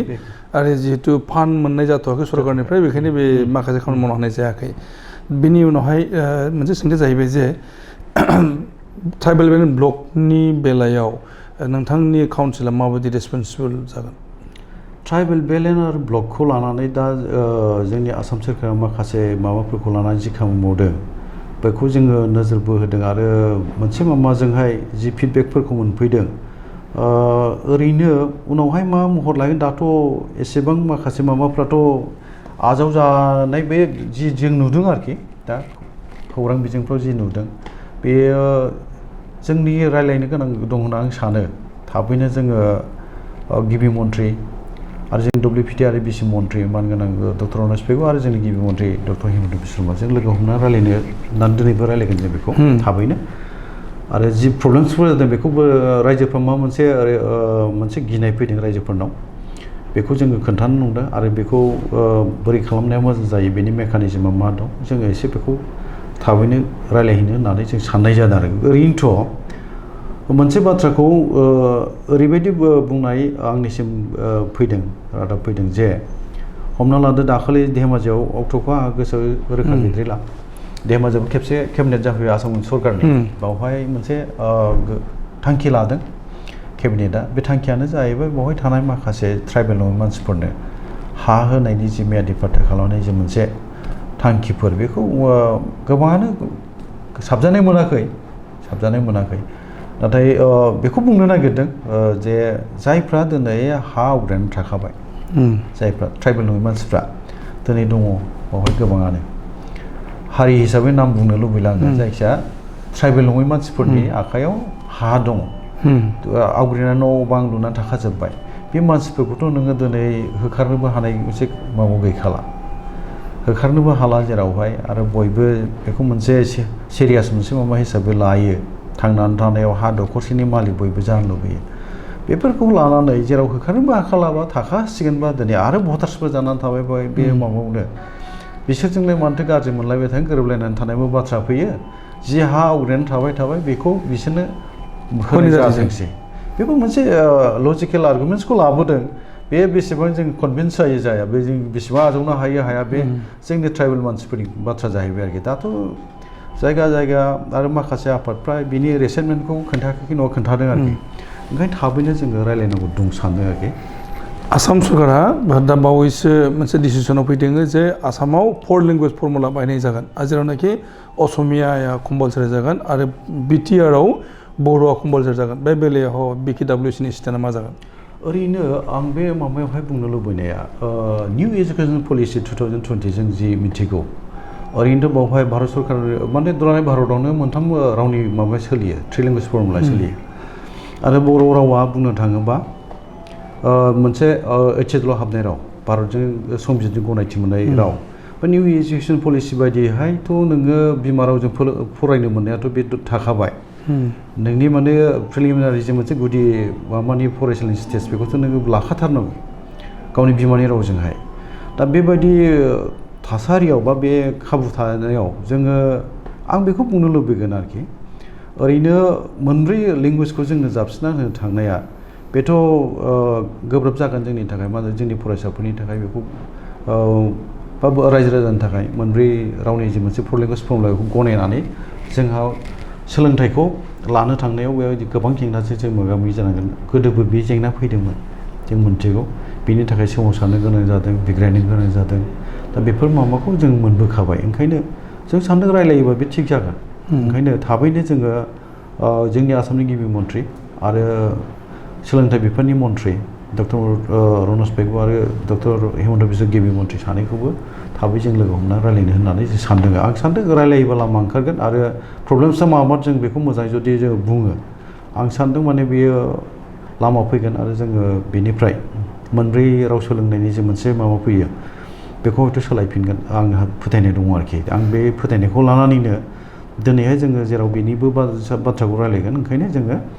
थाबैनो लोगो हमनानै बेखौ बुंनो साननाय जादों आरो जों गासै बर' रायजो राजाखौ आं खावलायगोन बबेबा जाहोननि थाखाय रायलायनानैबो मोजां लामा ओंखाराबा जोङो बर' हिसाबै बर' रावनि थाखाय जेरावहाय जोङो सोमावसारबोबाय मानसि मुंख्लं जालांनांबाय गोबां जोङो बर' रावनि थाखाय जुजिबोनांबाय जुजिना मोननाय उनाव दिनैनि बेबायदि थासारियाव जुदि जों भुगिनाङोबा बे जोंनि थाखाय गोजोनथाव नङा ओंखायनो जोङो ज' जानानै बोरैहाय सरकारखौ नारसिननांगौ बेनि हाबाफारि निस्सय लानांगोन आं सानदों जोंनि रायलायनायनि गेजेरजोंनो ज' बयबो ज' जानानै खेबसे लोगो हमबानो आं सानो गिबि मन्थ्रिजों रिजेक्ट जा नङा आरोखि आबोनो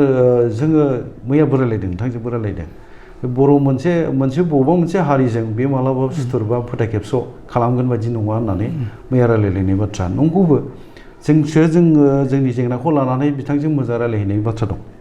जोंनि जेंनाखौ लानानै बिथांजों मोजाङै ब्रिफिं होयोबा बेखेवना होयोबा बुजायहैयोबा बा फोरमायहैयोबा बिथाङा मानिया नङा मानिथारगोन आं सानो आरोखि आंथ' बुंनो लुबैगोन बर'नि थाखाय मोजां मावनो थांनायावथ' नुबोबायानो जों बे मोजांबो मावगासिनो दंथारो जोंनि काउन्सिलाथ' बिथां नङाबा जाखालामोन दाख्लैबो बिश्व दैमारि आरो बे गिबि मन्थ्रि डक्टर बिश्व शर्मा बिथां सानै नङामोनबा समा गैलामोन नालाय जानाया गोब्राब खनसेमोन आगोलि दा ओंखायनो बेफोरबायदि अननायखौबो मोनबोबाय दा अननाय होबोदोंबो दा बुंनाय जोंनिफ्राय ज' जानानै बुंहैनायसो आंखाल दं बायदि मोनदां दा बेखौ जोङो जुदि थाबैनो लोगो हमनानै सावरायो आं सानो मोजां लामा ओंखारगोन जों जोबनाय फारसे फैनि जे दा जोबनायाव जों बेखौनो मिथिनो लुबैगोन जे नोंथाङाथ' सासे फोरोंगिरिमोन आरो मोनसे समाव नोंथाङा हाथियार दैनाय BLTनि दैदेनगिरि आरो बिनि उनाव नोंथाङा लिरनायजों थुनलाइजोंबो सोमोन्दो दङ नोंथाङा सासे जोबोद गोख्रों आखाइजों रेबगन लानानै लिरनाय लिरगिरि होननानै सिनायथि जानाय दा बेफोरबायदि बिथिंजों फैनाय सासे गेदेमा सुबुं नोंथाङा दिनैनि समावहाय राजखान्थियाव आगान होनानै BKWCनि चिफ जादों नोंथांनि मोन्दांथिया माबायदि बे सोंनायनि फिननायाव आंथ' बबेखौ बुंनो फालाय आङो बुंनो लुबैगोन आं दाबो गावखौनो राजखान्थिनि सुबुं बायदि मोना थासारिजों दा फैनानै नंगौ मोनसे समाव जेंना दंमोन BTC बाहेरानि बर'फोरनि नुदोंमोन बेखौ लानानै जोङो आफाद दाबाय बिबोबाय दाबिबोबाय मोनफैबाय दा मोनफैनायनि उनाव आंनि साननाया नैबेसिमल'मोन आङो गुबैयै बाहेरायावनो थानानै बर' रायजोनि गेजेरावनो थानानै राजखान्थि नङै आफादाव थानानै खामानि मावनायखौ रासिन मोजां मोनोमोन दिनैबो गोसोआ दं बाथ्राया जाहैबाय मा आङो राजखान्थिनि जि मोनसे माबा बे फोथाराव थानानै खामानि मावनांगौ खोब गोब्राब मोनो आरो जेथो गोनां मोनो आङो आंना साननाया बेनोमोन आंना बिनानै होलांनो हाबानो जासिगोन आंना जोब्बाय आं दस्रा रोखोमै खामानि मावनोसै आंना साननाया बेमोन आरोखि जेन' दाबिबोबाय दाबिनानै जों सरकारजों रायलायबाय गोरोबथा खालामलायबायबो मोनबायबो बेखौ गथायना होलांनो हाबा आंहा जोब्बाय आंनि साननायमोन आरोखि नाथायबा दाथ' थासारिया मोनखानाय उननि जि मोनसे थासारि बियो आंनि साननायनि उल्था जानांबाय आं गोसो गैयामोनबाबो थानांबायखौनो होननांगोन आङो दाबो आं सानदों आं बारा गोलाव थागोन बायदि आंखौ साननानै लाथ'वाखै आङो सानदों भिलेज नटिफिकेसनफोर होनानै आरो मोनसेया जाहैबाय बियाब दाखांनानै बिसायख'थियाव लांनानै बिसायख'थिखौ गेलेहोखांनायनि उनावहाय मोजाङै दानानै होलांनानै आङो माने बिदाय लानायनि बाथ्राखौनो आं सानदों आरोखि राजखान्थिनिफ्राय आङो पलिटिक्सआव आङो बे रोखोमै खामानि मावनो लुबैया होमबा नायनि मा जायो आं खिन्थु दा आंनि मावनांगौ खामानिया दंथारो आं दा गोजान जानो हाया आरो मानोना बिनानै जों जोनोम होनायानो जाहैबाय जोनोम होनानै बेखौ खाङाबा बायाबा फेदेराबा बेबोथ' दाय दस थायोना बेबो आरोखि दा ओंखायनो जोनोमखौ होखानानै खांनानै बानाय फेदेरनानै मोजाङै जुदि थिग खालामलाङाबा बे दायनि थाखाय आं बदनाम मोननांगोन ना नोंथाङा बुंबाय राजखान्थिनि बेलायाव जोबोद क्रिटिकेल एबा जोबोद माने जेथो गोनां होनदों दा नोंथाङा जिउ खांनायनि थाखाय बबे लामाखौ साबसिन मोनो बेखौ उनावहाय आङो माबा लांगोन आं दिनै बुंनो लुबैनाय नङा बुंनाय नङा आं रोखायै बबे साबसिन मानेथ' राजखान्थिजोंनो जिउ खांथारनांगौ बेथ' नङा आरो खांनाङा बेबोथ' नङा सोरबाया राजखान्थिजोंनो गावनि माबाखौ हल लाइफखौनो माबा खालामलांनायबो दङ खिन्थु आंनियाव आं बेखौ उनावहाय मा जाहैगोन जाहैया बेखौ नोंथांमोनहा नुलांगोन जायखिजाया आं बुंनो लुबैनाया दा नैबे जे जोंनि गेजेरावहाय जि मोनसे थासारिखौ लानानै जोङो दिनै खामानि मावलायलायदों नैबे दानि नोंथां दहाय एसे आगोलाव बुंनाय गुबैयै दिनैहाय बुंनो थाङोबा नैबे स्टेजसिम सफैनायाव सासे सुबुंनि नामखौथ' आं दा बुंनो थाङा ओरैनो गोबां सुबुंनि आंनि माबायावहाय आंखौ अननाय होनाय दं होनबाबो गोरोन्थि जाया गोबां सुबुंनि अननाय मोनबोदों मोनसे समाव गिदिरथार खैफोदजों मोगा मोगि जानांदोंमोन नालाय बे दैबाना आं कलेज फरायनाय समनि बाथ्रा आरोखि 1983निफ्राय 83आव बेयो दैबाना जायाखिसै 84आव जादों आं जेब्ला होनबा पिउ सेकेन्ड इयार जाबायमोन आरोखि बै समावथ' पिउसो हायार सेकेन्डारि होनामोन बे समाव गिदिरथार बे दैबाना जादों जोंनाव बावहाय माने धेमाजि जिल्लायाव आरो जोंना दैबाना लोमग्रा जायगाथारमोन समखं होननाय गामियाव दंमोन नालाय बावहाय जेसेबां जोंनि माइ गायग्रा दुब्लि दङ बे गासिबो सिलिंखार जालांजोबनाङो बालाबारि जालांजोबखायो आरोखि बिराद ना मोनग्रा गोथौ माने जायगा दंमोन बिलो दंमोन स्टां होननाय मोनसे मोजां बिलो दंमोन गिलु बालु ना बोनोमोन आरोखि बेफोर गासिबो बालाफबजों बालाबारि जाजोबलांखादों आरो जोंनि गायग्रा हायाबो बालाबारि जाजोबलांदों बावहाय माने जोङो 5 बोसोरा जेबो आबाद मोनखायाखै बालाबारि जाजोबदों बे समाव आंनि बिदा देरसिना गुदि फोरोंगिरिमोन बेयो दान बान्था मोनोमोन सरकारनि बे दान बान्था मोननायजों न'खरा जोंना गिदिरथारमोन 17सा सोद्रोमा दंमोन न'खराव आइ आफाखौ लाफानानै बै समाव ज'मोन आरोखि जोङो दा आदानि दान बान्था मोनना थोला न'खर सामलायनो थोला दा आंनो कलेज फरायनायाव लजिङाव थानो जानो फैसायानो थांला गरसेबो बाय गोदाव सोराव जानांगौ बे समाव दा सासे मानसिया अननाय मोनदों आं बे क'क्राझार जिल्लानिनो आरो बेनि अननाय बेनि अननायनि सायावनो आङो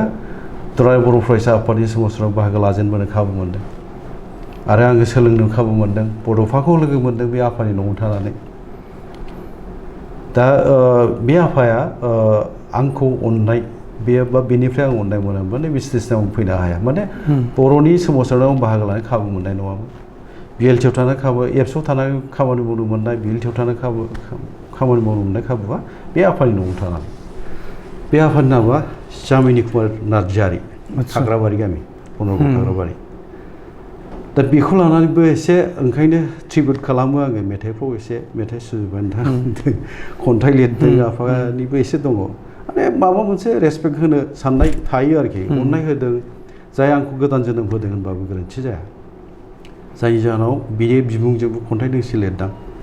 सासे गोदान सोरजिगिरि होननानैहाय आंनि आरोखि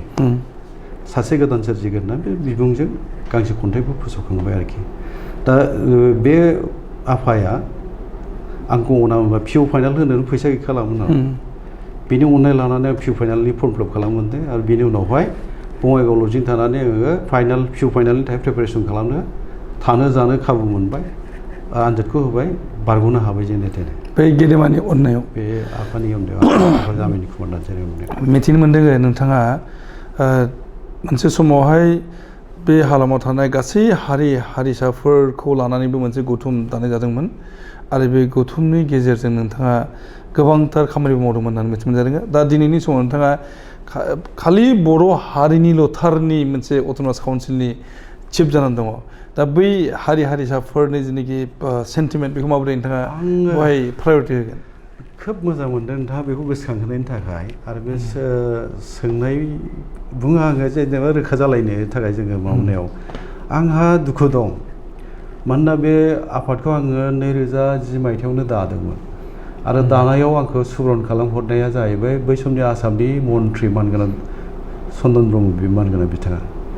बिथाङा जि सुबुरुनखौ हरदोंमोन बे सुबुरुनखौ आं गनायनानै दाफैदोंमोन बे बुंदोंमोन आं जेब्लानाखि गाव पिएनआरडि मन्त्रिमोन बे समाव पिएनआरडि डिपार्टमेन्टआ ट्रेन्सपर्टनि मन्त्रिमोन बिथाङा बे समाव आङो गांसे आर'जलाइ लाना थांदोंमोन जे जोंनि दैबाना खुरखानायखौ पन्सायतआ माबानिफ्राय बे पिएनआरडि डिपार्टमेन्टनिफ्राय माबा मोनसे खालामहरनो हायो नामा दैबाना लोमनायनि बे बान्दो खोनायफोरनि थाखाय एसे मोजां रांफोर हरबाय बायो खोमा होननानै सिमेन्ट दै खुरखानाय बुरलुंबुथुर दैमा खुरखानायनि माबाखौ लानानै एसे माबा मोनसे मावनानै खोन्थानो हायो नामा बेखायनो आर'जलाइ गांसे लांफ्लांदों आरोखि बेखौ नायनानै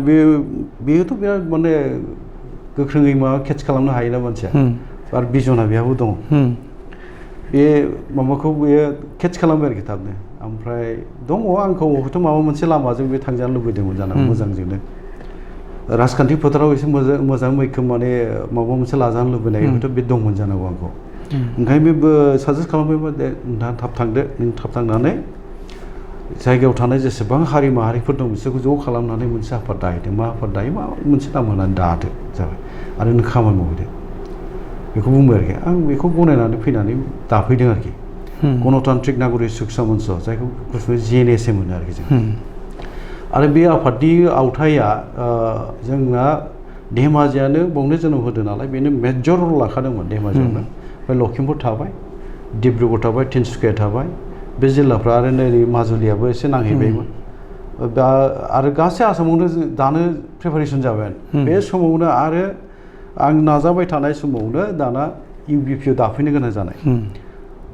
मानसिफ्रा नुबाय आंखौ बहाय बिराद नांथाबनाय नुबाय आरोखि फारसेथिं नांथाबनाय ओमफ्राय जाय फारसेथिं जोंनि मावथिफ्राबो हयथ' सावरायो गावसिनि लेभेलाव सावरायो जेराव हारिनिनो जेंना जेंथा थिग जाजोबाखिसै बावहाय नांथाबोथ' नैबे थालांसै हयथ' बिसोरनि साननाय जानांगौ दानिया बै समनि एक्सपिएलटिनि जोंनि दैदेनगिरि जिल्लाफोरनि आरोखि बिटिसि बायह्रानि रायखानांगोन आङो फंबाय रिजेन बसुमतारी कार्बि आंलंनि बे समाव चेयारमेन आरो जिल्लानि आरो गलाघाट जिल्लानि अमरेन नार्जारी बे फंबाय आरोखि बिसोरो आरो मथुरा बसुमतारी माने मरिगावनि गासैबो माने बिएलटिनि माबाफ्रा मा साननाय फैखो बे साननायखौ लानानै बिसोर ज' जानानै बावहाय आंखौ नारसिनबाय आरोखि आं खिन्थु दानानैल' होनो नागिरदोंमोन खौसेथि बर' सुबुं आफादखौ दानानैल' होनो नागिरदोंमोन आं बिबान लानो नागिरदों मानोना आं जोनोम होनाय चन्दन बिथाङा सुबुरुननि गेजेरजों जि मोनसे गणतान्त्रिक नागरिक सुरक्षा मन्चखौ जोनोम होबाय बेनि आफादगिरि जानानै दंखायो बे समाव आरो जोंनि बिराद खामानि मावबाय जोङो गुबुन गुबुन हारिफ्राबो मिसिं इन्टेलेक्सुयेलफोर जायफ्रा रिटायार्ड प्रिन्सिपाल दङ माखासे मोजां मानसिफ्रानो सेकेन्डारिनि रिटायार्ड जानाय प्रिन्सिपालफोर बिसोर गासिबो आवगायबोबायानो बिसोर फैजोबथारबाय आरो माने बेवहाय बेंगलि दङ भजपुरि दङ नेपालि दङ मिसिं दङ बर' थाबाय सनवाल थाबाय देउरि बिराद मोजां मोनसे माबा जाबाय आरोखि बयबो फोथायजोबथारबाय गिदिर प्रग्रामबो जों मोनथामा खालामबाय जों बेखौ नुबाय माखासे राजखान्थि खालामग्रा गिजिबायसोमोन आंखौ आरो आंसो एसे गोसो गोरोबलायिबो जादों बै समनि जोंनि राजखान्थि दा जायफोरनाखि गोजौ थाखोआव दङ आरोखि सोरबा एमएलए एमपि जानानै दं बिथांमोना गिजिबाय आं बुंसेयावबो बिथांमोना फोथायाखैमोन आंखौ बेथ' ओरैनो बिदि खस्थ' खालामाखै बिदि सानो आरोखि राजखान्थि खालामग्रा मानसिथ' दाउदा थाखायो आरोखि बेथ' जोंनि माबाखौ खैफोदाव खोख्लैसिगोन हयथ' बिदि लादोंमोन आरोखि बिसोर ओमफ्राय आं बुंबोदोंमोन दा बिसोर फोथायो आंखौ बिराद फोथायो राजखान्थि मावनाया आंनि माबा नङा बेयो आंनि हाबिलासो आहा बहाय गैया इन्टेनसना आंना बे नङा जेंना दङ जेंनाया सुस्रांजानांगौ बबाव मानसिफ्रा गासैबो दैबानाजों जुरुला जाजोब्बाय आरो हा हु खुरखा जागासिनो दङ थांनानै थानाया सिमां जालांनो नागिरबाय बेखौ मोनसे बाथ्राखौ बुंनानै बिसोरनो खोना होबोदों आरोखि दा फोथायो नाथाय फोथायो जेरै बुंदों राजखान्थियाव माबा बोआखिसै बेखौ नुदों आरोखि दा काउन्सिलखौ नुबाय बे काउन्सिलाथ' कम्पालसन जानानै माबानाय बिदि लायो बिसोरो आंखौ दा गावसिनि मासिखौ जे आंजों ट्रिट खालामबोआखिसै बावहाय बिसोर आंखौ दा बिराद फोथायो आरोखि दा बाथ्राया जाहैबाय गणतान्त्रिक नागरिक सामन्सखौ लानानै आङो दानानै खामानि मावबोबाय आरो हरखाबै आं बेखौ नाथ्रोदनाय बायदि जादों मानोना मोननै आफादाव समानै टाइम होनो हाया नोङो इउबिपिआव टाइम होनांगौबा खौसेथि बर' समाजफ्राव टाइम होनांगौबा आरो गणतान्त्रिक नागरिक सामन्सआव थालां आरो गणतान्त्रिक नागरिक सामन्सआव नोङो आफादगिरि जानानै बेनि थाखाय खामानि मावनो नागिरोबा आरो ओरैहायबो आफादगिरि खालामबाय दा मोननैखौबो नों टाइम होनो हाला दा बेयो माबा जानानै थानांबाय आरो गोबाङानो दुखु मोनबाय रायजो राजा दुखु मोनदों आंनि ओंखारलांनायाव आरोखि नुबाय बिसोरो आरो दा आं गैयिनि थाखायनो बिथांमोनहाबो माने बोलो मोनैयावहाय एसे माबा जानानै थानांबाय आरोखि दाथ' एक्टिभिटिसआ गैया फिसा फिसा खालामदों मोनसे आनसलिकआ खोब स्ट्रङैनो लाखिबोबाय थादों सेङाजान होननाय आनसलिकआ दाखालिसो डिस्ट्रिक्ट मोननायखौ स्ट्रं दाफिनबाय बे माने जिनिसआ आंनो बेखौ माबा खालामना होदों नांगोन बेखौ होननानै बोखांबोनाय जादों आरोखि बा मोननै डिस्ट्रिक्ट जनाय डिस्ट्रिक्ट आरो सिलापुथार डिस्ट्रिक्ट होननाय दाबाय आरोखि दा बिसोरो माखासे ओनसोलफोरखौ गेराप खालामफिनजोब रिकनस्ट्राक्सन खालामफिनसिगोन दा बेनि खामानिखौबो आं नायदों आरो हानायसेबां ओमफ्राय ओरैनो सासे माने जाय गाहाय नेहाथारि बे सनवाल मानसि बियो खौरांगिरिबो प्रतिदिन टाइमाव लिरो बियो पेपारनि जि मोनसे माबा बेखौ लाखिबोबाय थादों बियो पेपाराव माने जेंनाफोरखौ बुंबोबाय थानाया बे बाङायाखै आरोखि बेखौ बुंबोबाय थादों लाखिबोबाय थादों जायखिजाया मा जेंना जादों जायाखै बेफोरनि सायाव मोजां मावबोदों आरोखि जायखिजाया दा बे दुखु दाहा थानाय दाखालि आं एसे मावनायाव बयबो आरो लुबैफिननाय आंनोथ' खोथा होनो हाथ'वाखै दा आङो दङ बेखौ बुंनांदों आङो दङ आङो थागोन नोंथांमोनजों दङ दाबो हानायसेबां सम दिहुननानै सम सम मा मावनो हायो हेफाजाब खालामलांगोन दा बिसोर दाबो आरो ओंखारनानै फैफिनजानो लुबैयो ओंखारनानै फैफिनजानो लुबैयो नाथाय बोरैहाय आङो बिसोर लुबैबाबो दा जि मावनांगौ दङ बुंनो थाङोबा काउन्सिलनि जि भिलेज नटिफिकेसन आरो मोनसेया जाहैबाय बियाब दानाय आरो बिसायख'थि सोमलांनांगौ दं बेबो माखासे थाबाय आरोखि दा ओंखायनो गोसो बायनायनिफ्रायथ' आङो खावलायदों गोसो बायनो नाङा आरो सासे मानसिनि सायावनो डिपेन्ड जानानै आफादखौ सालायनाङा बयबो आवगायबोनांगौ बयहाबो रेसपन्सिबल दं बेखौ बुजायबाय आङो बुंबाय दा मानसिफ्रा एसे गोसो दुंदों आरोखि दा बे बुंनो थाङोब्ला नोंथाङा जागायजेनदोंमोन दैबानानि इस्युखौ लानानै आरो दा नुदों दैबानाया दाबो जोबनानै थाङाखै बिकेडब्लिउसिआ बे दैबाना प्रटेक्सननि बेलायाव मा राहा लागोन ओरैनो बिनि सायाव जों बिराद सिरियास दा गणतान्त्रिक नागरिक सामन्स जानानै मोनसे डेलिगेसन टिम दिल्लीयाव थांगोन आरो आसामनि माने दैबाना होबथानाय मन्थ्रि बिथां पियुष हाजरिका बिथांखौबो लोगो हमनो नागिरदों बेखौ लोगो हमखांनायनि उनावहाय दिल्लीयाव एसे ओरैनो मिथिहोहैगोन ओमफ्राय मोनसे गिदिर प्रग्राम लानो नागिरदों बिसोरो माने रायजो राजानि लुबैनाया दा ओरैहाय माने दाबिनि गेजेरजों जेला गणतान्त्रिक नागरिक सामन्सआव होख्रावो माने मालाबा औवाजों होबथानाय बेम्बु एक्सपार्ट होननाय इंराजियाव बिदिजों होबथाबोनो नाजादों मालाबा फारखौ फाइन होदों बे बुरलुंबुथुर दैमाया बेसेबा गोथौ आरो खुरबाय थायो बे 9 फुट 10 फुट बे माने फारखौ फाइनजों बुरलुंबुथुर दैमाखौ होबथानो हायाथ' ओमफ्राय मा लुबैयो मानसिफोरनि लुबैनायाथ' आरो मानसिफ्राथ' मा बुङो जोंना रायजो बयबो मिथियोना आथिखालावथ' एसे गोरों गोरा जायफोर फरायनाय बिसोर मोजां मिथियो चाइनानि एग्जाम्पल होयो बिदिन्थि होयो हुआंह' दैखौ बोरैहाय होबथानाय जादों प्रटेक्सन होनाय जादों चाइनाया हुआंह' दैमाखौ होबथानो हायोबा भारतआ बे बुरलुंबुथुर दैमानि खुरखानायखौ होबथानो हायिनि मा जाहोन दं बेफोर सोंनायफोर लाबोयो आरोखि ओमफ्राय लुबैनाया जाहैबाय मोनसे हाइलि टेक्न'लजि गोनां मोनसे माबा जे माबानि टेक्न'लजि गेजेर मातमरा मथरि बे दुगाखानानि बेखौ होबथानाया दिनैसिमबो जोरसार जानानै दङ जिअ बेग होननाय मालयेसियानिफ्राय लाबोनाय बे जिअ बेग बेसेबा गिदिर गिदिर बेग बेनि लंजिटिभिटिया जाहैबाय 90 इयार्सनि बावहाय माने मेसिनजों पाम्प सोनाय बाला सोनाय जायो बालासै बे बेगाव बेसेबा गिदिर गिदिर माबा जायो आरोखि गोलाव गोलाव गिदिर गिदिर माने बान्दो जायो आरोखि दा बेजों मातमराखौ होबथानो हाबाय दा बेफोरखौ लुबैयो आरोखि जोंना रायजो राजा बाहायबो ओमफ्राय मोनसे जाहैबाय बगिबिल दालाङाव बे दालां सेराव थांबा नुयो मोजां माथावरि होदों मोजां मोनसे माने गोहोगोरा माने सक्तिशालि होनो हारसायाव स्ट्रं मोनसे माने बान्ध बेखौ होनाय जादों बेबायदिखौ मानो जोंनि जायगायाव होआखै बेबो सोंनाय फैबाय थादों दा रायजो राजानि लुबैनाया बेखौ हरसिख्रावसिम बिसोरो जोंनो बेम्बु माने जिउ पेकखौ नांगौ औ बेम्बु एक्सपार्ट नाङा जोंनो फार्क'फाइन नाङा जोंनो बेबायदि माने स्ट्रं मोनसे खाबुनि बा होबथानो हानायनि बेनि माबाखौ खालामना होनांगौ बेखौ लानानै बिसोर होख्रावनो नागिरदों आरोखि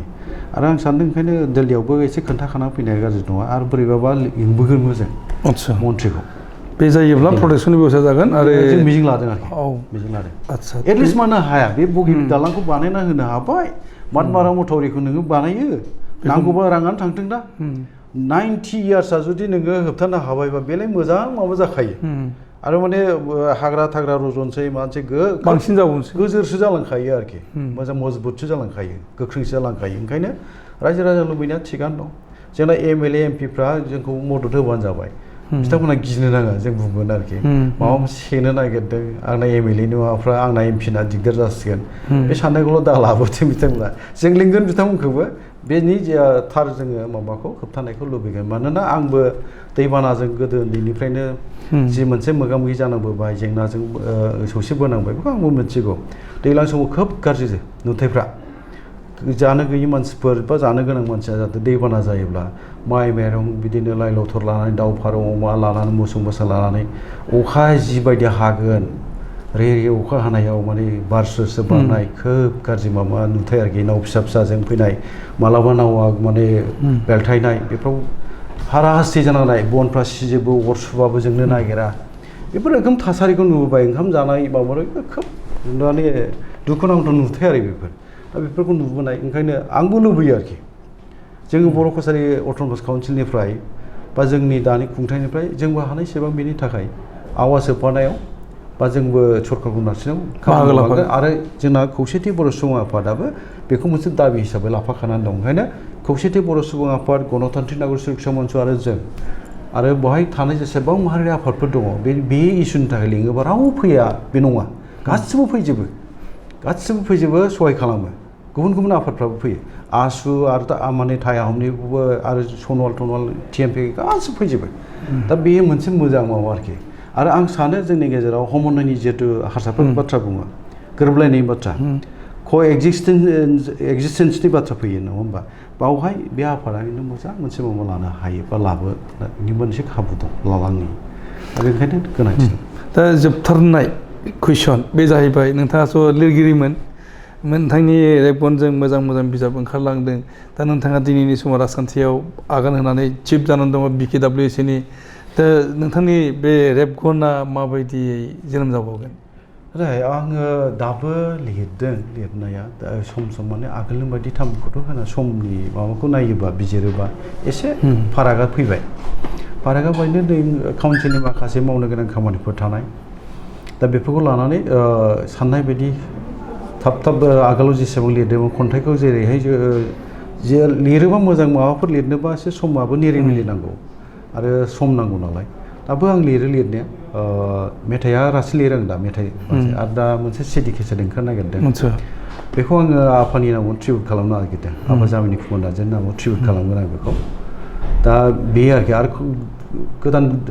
गांसे खन्थाइ बिजाबबो ओंखारनो थांगासिनो दङ बेयो इयुना सानसे बुथारजागोन होननाय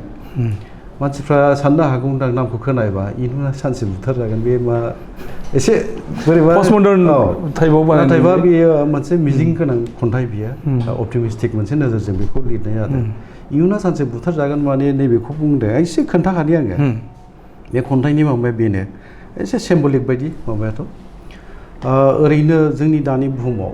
जोङो जि मोनसे थासारियाव जोङो जिउ खांनानै दङ बेवहाय गावजों गाव सुबुंजों सुबुं फोथायलायनो हाला हिंसा हिंसि जाबाय हेंथा हेंथि नासयलायनाय फोथायलायनाय गैयै बेफोर जाजोबनो हमबाय आरोखि ओंखायनो बेफोर थासारिनिफ्राय बारग'नानै इयुनाव जों जुदि गोजोन मोनहैनांगौबा जों मा जानांगोन गुबै जों सैथोखौ बिखौ गोबां खामानि मावनो हानांगोन मावथि जानांगोन बेफोर बाथ्राफोरखौ लानानै बेखौ महर होनाय जादों मोनसे मिजिं गोनां खन्थाइ बियो थ' नामखौ खोनायोबा सोरबा साननो हागौ इयुनाखि सोरबा बुथारजाबाय बायो बिदि साननांगौ खिन्थु बेखौसो बुंनो थांदों बेखौसो फोरमायनो थांदों दा बे माबाखौ लाबोनानै सानस्रिखौ लाबोनानै बे खन्थाइखौ सोरजिनाय जादों बावहाय गासै नियार एबाउट 50 जाबाय ना आच्छा खन्थाइफ्रा जायखिया बेयो माबायानो जाबाय थियारियानो जाबाय प्रिन्ट खालामनायाव दिहुननांसिगौ आरोखि आंनि मोनसे रायफोरनाय थागोन बेखिनिनोसै बावहायनो बे माबा जासिगोन बाथ्राया बे नोंथांनि जि सोंनाय आङो आगोलनि बादि जेसेबां हायो आंनि लिरनायनि मोनसे माबाया जाहैबाय आङो बांसिन हर समावहाय निरिबिलि समाव लिरनो नाजायो आंनि लिरनायनि समा बांसिन हराव मालाबा आङो लिरनानै बिदिनो 1 बाजि 2 बाजि जाहैयो फोजोबथारनोबो नाजायो मालाबा लिरबा गोसोखाङै माने फोजोबथारनो मोनाबो गोसोखौबो गोजोननाय मोना ओमफ्राय आंनि लिरनायाव आं खोब मरेलखौ हमथानो नाजायो माबा मोनसे मोजां मेसेज होनो हायो नामा समाजनो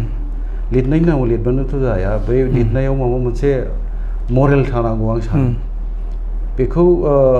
हानायसेबां सांग्राङै आङो हमथानो नाजायो बबावबा माबा जा हाजोबाखै बे आलादा बाथ्रा खिन्थु आं नाजायो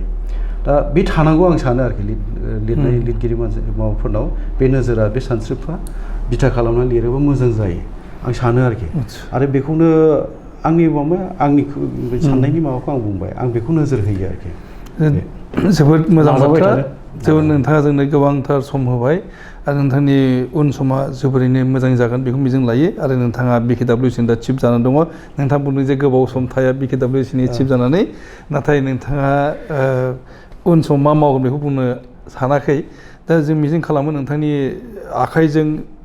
सोमावसारनाय जादोंमोन UBPOआ BKWC नि थाखाय आरो दिनै BKWCआ महर मोनबाय आरो बेखौ जरसुमा खालामनायनि बिबान नोंथांनि सायाव सोनारगोन दा बे मोनसे रायलायबावजागोन आच्छा बुंजागोन दहाय एसे नोंथांखौ बुंदोंमोन आं जोङो बर' हारिनि दानि जोबथा माबायावहाय आं मोनसे बाथ्राखौ सानबाय थायो नोंथाङा सोङाखैबाबो आङो बिनानै बुंनाय जानोसै दे बुंनाया आं बेखौनो सानदों दानि जोंनि बर'नि राजखान्थिनि हालोद बर' हारिनि हालोद गासैबो दिगखौ जों नायजोबबाय नुबाय दा बर'नि गेजेराव जोङो नंगौ मोनसे समाव जाय MP दंमोन दिनै पार्लियामेन्टआव बुंनो गैया रायजो सभायाव गैया लक सभायाव गैया दिनै आसामाव एसेम्ब्लियाव जों जिबायदि मोनसे ग्रेभिटि दंमोन बर' हिसाबै दिनै बेबो गैला बुंनो थांबा आरो बे जों खालामना लानाय मोनसे हालोदसो बियो बुंनो थाङोबा गोरोन्थिया गुबुना खालामाखै जोंसो खालामनानै लानाय दा बेनिफ्राय जोङो उदां जानानै जोङो खौसे जानानै बाथ्राखौ सानोबा बावहाय जोंनि दैदेनगिरिफोरनि बाथ्रा फैगोन जोंनि दैदेनगिरिफ्रा गासैबो डिफारेन्सेसफोरखौ इग'फोरखौ नागारलायनानै जाथिखौ गमामायैनो बड'फा होलांनाय मोन्थोरखौ गनायनानै जों खामानि मावनो सिगांबोमारदोंब्ला गावबा गावनि जि मोनसे साननाय इग'इजिम बा फाराग थानाय बेखौ जोङो फोजोबनो हानांगोन आरो जोङो सेल्फ क्रिटिसिजमा थानांगोन आरो जोङो रिथिंकिंआ थानांगोन आरो जोंनि आद्रा थानाय खामानि मावनो जि आद्रा दङ बेखौ मावफुंनांगौबा जोंहा ज' जायाब्ला जेनि जेबो आलादा राहा गैया आंनि मोन्दांथियाव ओंखायनो आं बुंनो लुबैनाया मा दिनै बर'फोरनो मोनसे जांख्रिथाय नांगौ जाय जांख्रिथायखौ जोङो ज' जानानै खालामनो हायोब्ला बावहाय जाफुंनाया मोगथांनि मालाबाबो बायह्रा नङा आं बेखौनो बुंनो नागिरदों जे बर'फोरनो दा सिलाय बारुद बमानि बे समबो नंखाला आरो बेखौ नांला आं बुंनो लुबैयो आंनिफ्राय बे समा थोनला दिनैनि टेक्न'लजि कम्पिउटार इन्टारनेटनि जि दावगाबोनाय गोदान सोदोमस्रि बारनांनाय डिजिटेल मुगा बावहाय बादायथि बे मुगायाव सिलाय बमा बारुदजों जोङो सिगांनो सानोबा बे गिदिर गोरोन्थि जागोनसो होननानै आं बुंनो लुबैयो दा जोंनो मोनसे जांख्रिथाय नांगौ जोंनो मोनसे सोमावसारनाय नांगौ बे सोमावसारनाया खौसेथि राजखान्थियारि सोमावसारनाय बेखौ जों जेब्ला लाबोनो हागोन आं सानो सिलाय बमा बारुदजोंनो नाङा जोङो नंथ्राबाबो 10 बोसोरल' ज' जानायसाय आंसो बुंनो लुबैयो गावबा गाव माबाफोरखौ नाथ्रोदजोबलायनानै सार्थफोरखौ नाथ्रोदजोबलायनानै जुदि जोङो ज' जानो हायो 10 बोसोरनि थाखाय एटलिस्ट 10 इयार्स जोंनि गोबां मोननो गोनां आद्रा थानाय दाबि दावा जों बेखौ मोनफुंनाया मोगथां जाहैथारगोन मानोना गोबां समस्थियावनो गोबां बिभागावनो बर'फ्रा मोनसे डिसाइडिं फेक्टर होनो इंराजियाव माने जोङो जायखौ सापर्ट खालामो बावसो देरहायो जों जायखौ सापर्ट खालामा बे जेनो दा बेबायदि गोबां बियाब थाबाय ओंखायनो आसाम सोरखारा सरकार दानो थांनायफ्राव जोंनि दि सहाय नाङा बे नंखाथारा आरो बर'आ जेब्ला ज' जागोन बेनि भटार्सफ्राबो ज' जानानै भट होनाय जागोन जेब्ला दैदेनगिरिफोर जोंनि गोजौनि आफादफोरनि दैदेनगिरिफोर ज' जाना बावसो जोङो थेर बेथेर जायो नालाय ओंखायनो आंनि खावलायनाया एटलिस्ट 10 years जोङो ज' जानानै खौसेथि राजखान्थियारि सोमावसारनायखौ लांनांगौ आं बुंनो लुबैयो आरो बे जोंनि गोजाम गोदान गासै दैदेनगिरिफ्रा ज' जानानै बेखौ दैदेनलायनांगौ जयै मेकानिजम बानायनांगौ आरो बर'नि जि मोनसे दिनैनि हालोद बेनिफ्राय बारग'नायनि मोनसे लामाखौ जों लानोबो हाथारो खालामनोबो हाथारो आरोखि एमपिआ दिनै गैया एमपिखौ मोननांगोन बर' रावा ओइथिजोल' हाबबायमोन दिनैहाय जों मोनथिगौ पार्लियामेन्टआव जोंहा दिनै ट्रेन्सलेटर दंसैमोन इन्टारप्रेटर दंसैमोन नाथाय सोरनि बुंनायखौ दिनै ट्रेन्सलेट खालामगोन इन्टारप्रेट खालामबावगोन जेराव जोंहा एमपिआ गैया लकसभायाव गैया रायजोसभायाव गैया बेफोर दुखुनांथाव बाथ्रा आरो आसामाव जों बर' राजखान्थिया जेरैबायदि गोहोम दंमोन बा जोङो माबा गोहोम खोख्लैनो हादोंमोन दिनै नाथायथ' बेथ' गैलाना बेथ' गैला ओंखायनो आं गले गले बुंनो लुबैगोन जोंनि गासै दैदेनगिरिफोर बर'नि दैदेनगिरिफोर जे दिनैनि बे अलखद समाव दिनै बे अलखद बुब्लियाव गासैबो जोंनि इग' साननाय आरो जोंनि डिफारेन्सेसफोर फारागफोरखौ गारजोबलायनानै जोङो ज' जानो थाखाय स्टार्ट खालामनांसिगौ सावरायनाया डायलगा जागायनांसिगौ दा बेखौ जागायनो थाखाय जों बोरै जागायनांगौ बेखौ जोङो मोनसे मिटिंनि गेजेरजों मोनसे जोङो सानो आरोखि नन पलिटिकेल अर्गानाइजेसनाव बेवहाय लिड लानाया मोजां आं लुबैयो नन पलिटिकेल अर्गानाइजेसना लिड लानांगौ दैदेननांगौ आंनि लुबैनाया बे आरो आङो नुहुरदों जे जोंनि दिनै बाउन्डारि हाबै एरिया हाबै माबा मोनसे खालामजायो दिनै रावआव जों जाबसिन जानो नागिरनाय माबा मोनसे जोङो जेंना खालामजानाय बेफोर ओरैनो नङा आरोखि जों ज' जायोबा बेफोराव गाबथानो हायो जों फंसे बुंबानो सरकाराबो खोनासंनो खोथा गैया मावैनिबो खोथा गैया जों मावहोनो हायो नोंथांनि चेनेल बड'लेण्ड एंखंनि गेजेरजों आङो खर' गंग्लाय बेखौबो आर'ज गाबनानै हांख्रायनानै आंनि बिबुंथिखौ फोजोबबाय गोजोन्थों